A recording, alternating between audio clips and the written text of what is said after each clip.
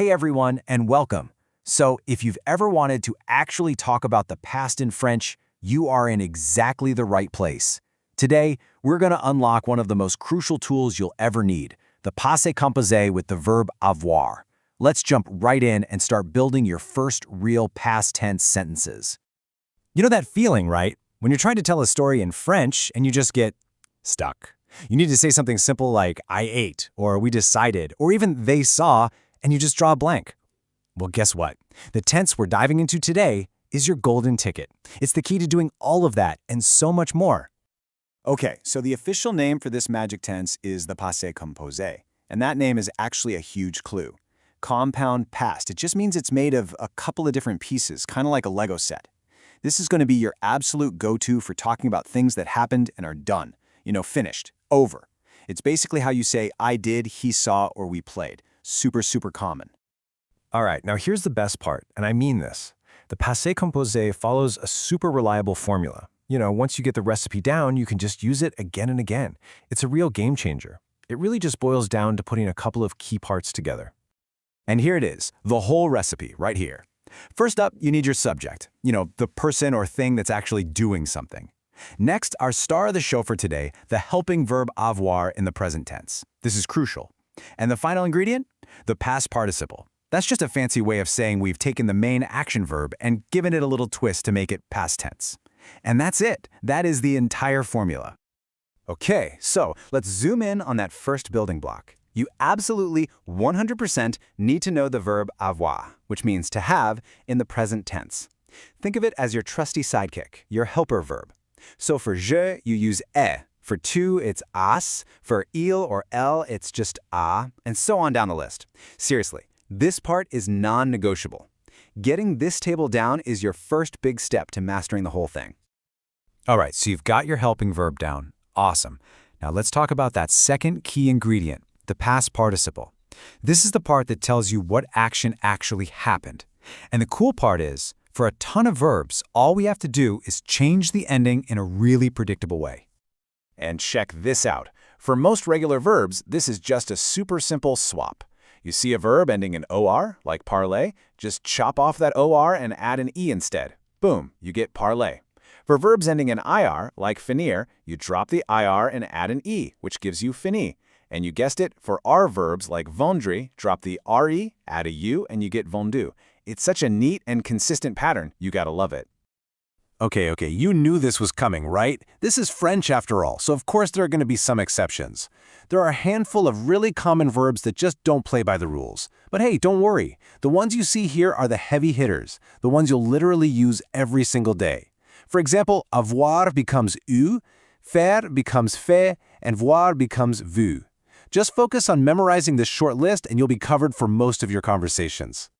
Okay, so we've got our two main ingredients ready, the correct form of avoir, and our past participle. Now for the fun part. Let's put them all together and see this recipe work in some real sentences. I promise, this is where it's all going to click. So check out this first one. We start with our subject, je, which means I. The right form of avoir for je is a, so we get j'ai. Then we just add the past participle, parler. Subject plus avoir plus participle. J'ai parlé. I spoke. See? It works perfectly. Okay, let's do another one. Who's the subject this time? Nous, which is we. And what's the correct form of avoir for nous? That's avant. And the past participle of regarder, which means to watch, it's regarder. So we put it all together. Nous avons regardé un film. We watched a movie. You're starting to see the pattern now, right? It just works. All right, how about an R verb? Let's take a look. Our subject is il or he. The form of avoir that goes with il is a. And the past participle of vendre, it's vendu. You put it together and you've got il a vendu sa voiture. He sold his car. See? The formula just works every single time. Okay, so what happens when we throw in one of those irregular verbs we talked about? Well, here's the best part. The structure, the formula, it doesn't change one bit. It's exactly the same. So here, the subject is elle, she. The avoir form is a. And all we have to do is remember that the irregular past participle of faire is fait. So we get elle a fait ses devoirs. She did her homework. Easy. Here's another really common irregular verb in action. Our subject is nous, we, so our helping verb is avant. We just have to remember that the past participle for print is pris. So we get nous avons pris le train. We took the train. You know, after you practice this a few times, it really starts to feel second nature. Okay, let's do one last one just to really lock it in. The subject is ils, for they. The avoir form that goes with that is ont, and the past participle for lire, to read, is lu. So you get ils ont lu le texte. They read the text. It's always the same pattern. Subject, avoir, past participle. That's the magic combo. Okay, before we wrap up, we need to talk about one final crucial detail. And it's a topic that can sometimes be a little tricky in French, agreement.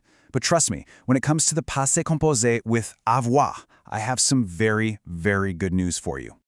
So the question you're probably asking yourself right now is, wait a minute, if the subject is feminine, or if it's plural, do I need to change the ending of that past participle? You know, add an E or an S or something? And that is a fantastic and totally logical question to ask. And the answer, in almost every single case you're going to encounter as a beginner, is wonderfully, beautifully simple. This is one of those rare times where French actually makes things easy on us. Here's the golden rule, and you're going to love this. When you use avoir as the helping verb, the past participle almost never agrees with the subject. That's right, it doesn't change. It doesn't care if the subject is masculine, feminine, singular, or plural. It just stays the same. And this is the proof. Right here, take a look. On the left, elle a mangé. Elle is singular, feminine, and the verb is manger, ending in er.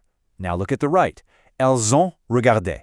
Elles is plural and feminine, but the participle regarder still ends in er. No extra e, no s, nothing.